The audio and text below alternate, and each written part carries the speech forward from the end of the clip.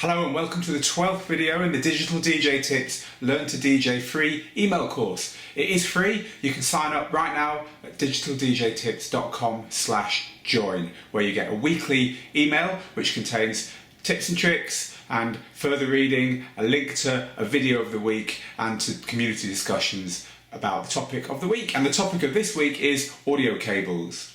Now, we're not going to go into a lot of musical theory, and we're not going to look at the way cables work. There's plenty of stuff online that you can dig around and find if that's of interest to you. What we're going to do is look at the really practical things that a DJ needs to know about cables, about all kinds of cables in a typical DJ setup. And the point of the video is to make sure that you're not scared by cables and that you know what will and won't be likely to work, and then of course you can just give it a go knowing that you're not going to break anything. Okay, so the first thing to realise is that there's two kinds of electricity that get carried around in your DJ gear. The first one is mains or outlet or AC electricity. That's the stuff that can hurt you, and that stuff does not ever appear in any of the cables you're going to use past the mains cable. The big cable that plugs in to your DJ controller or to your mixer or to whatever you're plugging in has got the hard hurting electricity in it. The rest of it is low. So for instance, a cable like that is a European mains cable. The ones with the bigger connections on them, like a kettle, they're mains cables. For everything else, all the other cables you're going to find, they're not. And there's no cable which has got the same plug on it that can carry both mains electricity and low voltage electricity. So don't worry about touching or hurting yourself with any of the cables that we're going to talk about today. They're all low voltage. So the second thing is to think about your transformer. And your transformer is this thing. It's the thing that you get bundled normally with your DJ controller, which will allow the electricity to be converted from mains electricity into low voltage electricity. Now, the reason we need to be careful with these is they all look the same.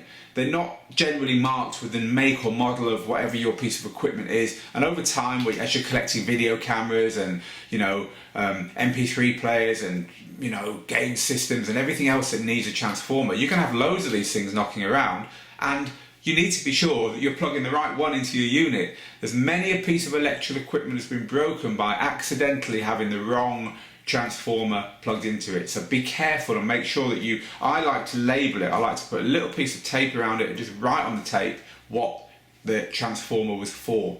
And if you don't do that, just be careful. Just check that it's always written by the socket on the unit, and it's also written on here. So check that you're plugging in something which is compatible. Okay, let's quickly talk about USB cables and computer cables, the kind of cables that come with your iPod and with your laptop and with your DJ controller, so you can plug it into your computer. All those kinds of cables, they carry digital information. They don't carry audio information in the way that most audio cables do. Now, what this means for you is that they're either on or off. They have a system built into them where the computer or the unit receiving the signal can check with the unit that sent it that what it got is what it should have got, and all that kind of thing. So you really don't need to worry about the quality of those cables. Use the ones that you were given, but the biggest thing to worry about with those is that they fit snugly into the unit. If your USB cable wobbles, then obviously you're in trouble, because if it wobbles too much, the units can't check with each other that they've got the right signal, and instead of just a little glitch or a little bit of noise or maybe nothing at all, the whole lot goes down. It's either on or off with digital. So the biggest thing to be careful with is that they fit properly, and having high quality cables with decent plugs on them is more important than the actual cable, the actual stuff inside the cable itself. It's the plugs that are going to trip you up with USBs. So make sure your USBs fit snugly. Don't move gear around once you've plugged it in and you're using it with a USB plugged into it, because that also can wobble them and can cause everything to crash. Let's move on to the main subject then, which is audio cables. Okay, the audio cable that you are most likely to see in your day-to-day life with DJ gear is this one. It's an RCA cable. This has got one for the left-hand signal and one for the right-hand signal of your stereo signal. The white is left and the red is right. It doesn't make any difference at all, other than the fact that on DJ equipment, generally they're marked red and white as well. So put the reds into the reds and the whites into the whites, and that means that the left-hand signal will come out of the left-hand speaker and the right-hand signal will come out of the right-hand speaker. Easy, remember it, done. Second thing you need to know about RCAs is that they often plug in record decks, as in old-fashioned turntables, vinyl turntables, as well as everything else. Now, vinyl turntables use a different voltage than everything else. What that means from your point of view is that you never want to plug DJ gear using one of these into a socket that's meant for a vinyl turntable. If you do it, you'll know you've done it because it will sound absolutely terrible. It will sound like the volume is about 300 times louder than it should be and really, really distorted. That's because the voltage is about 300 times higher than it should be. So generally it will be marked phono, P-H-O-N-O, on an RCA socket on the back of a piece of equipment that's meant for a record deck. I don't think this one's got any actually, no. Oh yes it has, yeah, so this has got them. You probably can't see it here, but these are marked line and phono, and there's normally a little switch, and this unit has a switch as well. So you can switch the same inputs from line, which is everything, to phono, which is just record decks. So be careful with that and make sure that you're plugging into a socket that's meant for a line input. Line just means everything that isn't a record deck. Or that you've pressed the switch to line as opposed to phono. So that's the little tripping up point about RCAs. Let's look at TRS. Now TRS is this kind of socket and this kind of socket actually. They're both TRSs. They are a 1/4 inch and an 1/8 inch.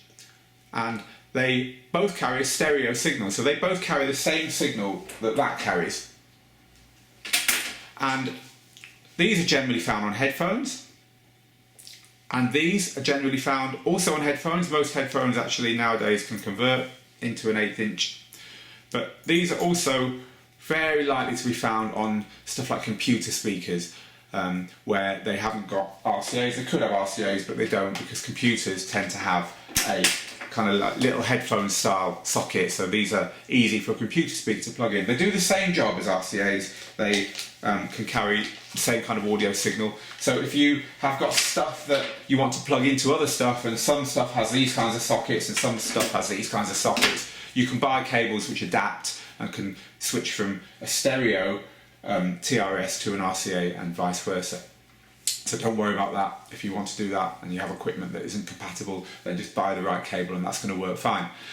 The other kind of cable we're going to talk about is the more professional kind of cable. All the cables we've talked about so far have been what's called unbalanced, and you're going to hear professionals talking about balanced and unbalanced cables.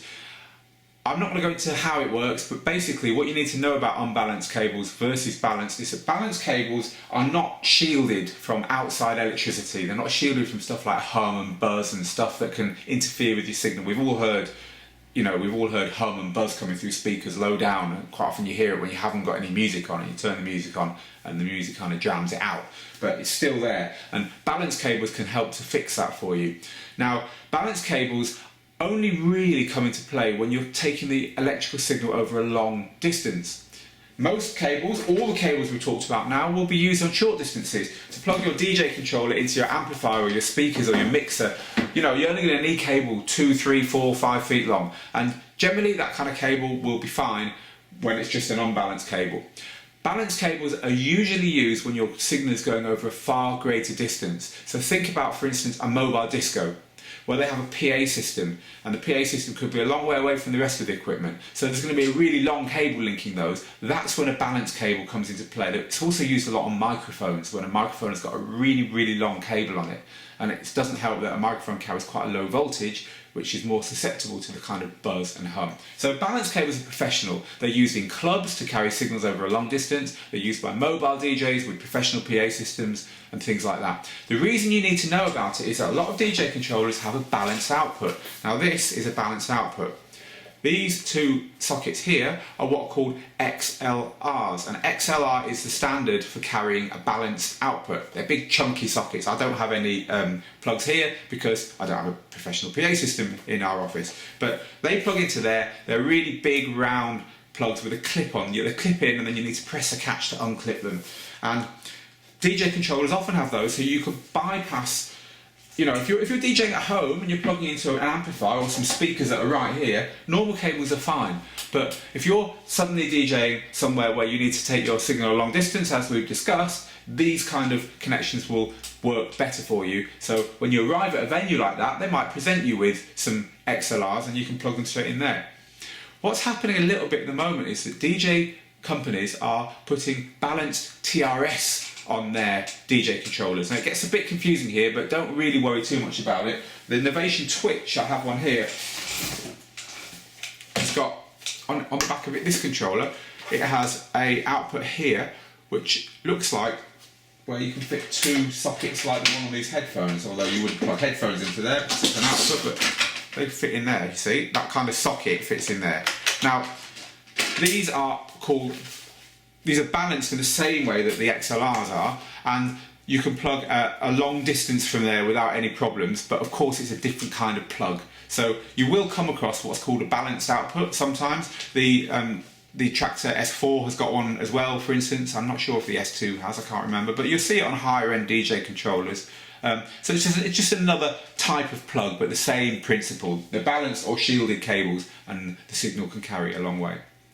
So there's a really short introduction to some of the cables you might come across. The takeaways are, you're never going to hurt yourself because mains electricity never goes through any of these. Make sure that you are using your ears all the time, and if something sounds wrong, it probably is wrong. So just because you've plugged the right cable into the right place doesn't mean that necessarily it's going to work fine. Use your ears, always trust your ears. And there's one other thing actually I want to tell you about, which is this stuff, which is speaker cable, just bell wire normally. This is what comes with speakers, just cheap, rubbishy cable. You can replace it with better cable. All audio cables will arguably benefit from being replaced with more expensive cables made out of better materials, and speaker cables are a great one. But that's not what I want to talk to you about. What I want to talk to you about is making sure that you plug these in so that these two bits are plugged into the same red and white. Now, the reason I say that is that most loudspeakers will have these little red and white bits to plug these cables into. So these will just plug into there like that, one in there and one in there. And then on the other speaker or the amplifier, wherever the other end of the cable is to plug into, it's very, very important that you plug the one that you plugged into the red, and the one that you plugged into the white, into the white. And the trouble is, these cables look very similar. They're not like these. There's no obvious bit on the end to tell you which is which. The reason for that is that the speakers will go what's called out of phase. And out of phase, it just means that in a stereo setup, if you've got one of those wires the wrong way around, it starts to sound thin and it loses some of its punch. It's an audio thing, which I haven't got the time or probably the expertise to explain to you, but trust me, it'll sound bad. So the way to do it is that there's two ways. You look very carefully at the cable itself within the wire, and I mean, you can very lightly see it. There's no way you'd see it on the camera. One of them is a slightly different colour to the other. One of them is slightly red, so that's kind of like your positive or your red one. But the other way is that quite often, if you feel the lead, one of them has got a ridge on it. So the bit of plastic around the cable, one of them, instead of being properly round, has just got a raised bit, which again is for your way of knowing that that's, say, the red one, the positive one. So when you're around the back of a speaker plugging them in, you can actually use your fingers and say, okay, yeah, that's the right one, and get it right that way. So there you go, there's our potted history of cables and how to use them in DJ gear. Hope it was useful, and look forward to seeing you on the next video.